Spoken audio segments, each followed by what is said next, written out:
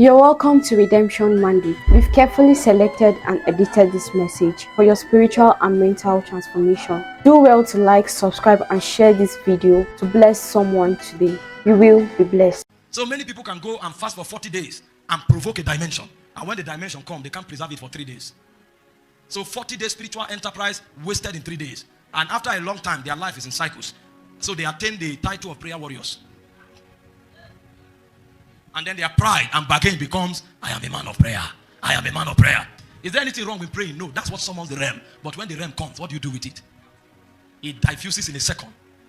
I came in from Ibadan yesterday. One of the old men that we were going to see before I had to travel and a lot of things. Men that walked with God from the days of Babalola. Is one of his only existing descendants. There are about 2 of them living now. Direct descendants. The same culture they learned from the man, they are still practicing till today.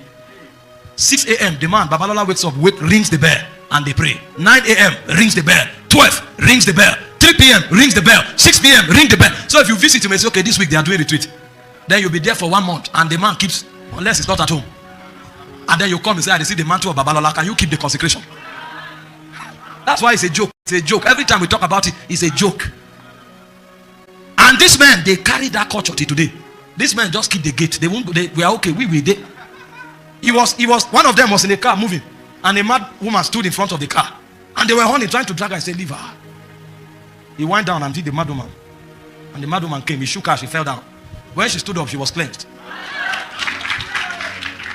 You now say, "Oh boy, this dimension no be small." He was crossing the road, and cars were passing. They didn't want to stop. He now did like this, and the car stopped. When he passed, the man on the car, the engine had knocked, because he did like this. They on the car, they struggled for more than 2 hours. What happened?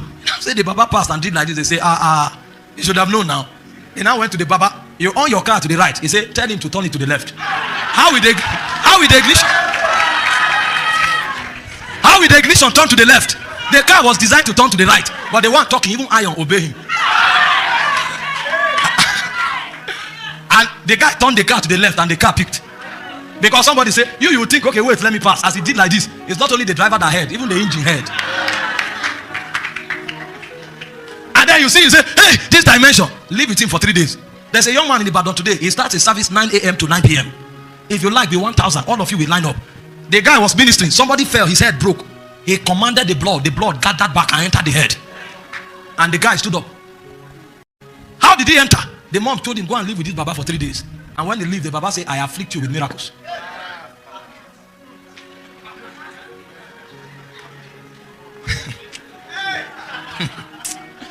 There's one of them.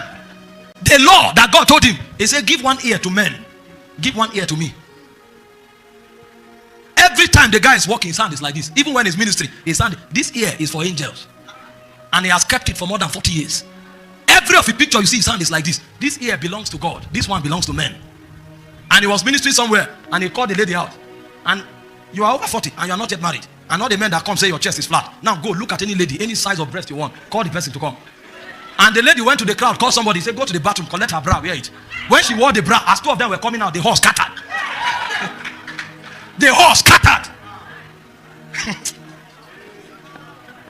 The listing in this world is manifestation. But every manifestation stands on a consecration.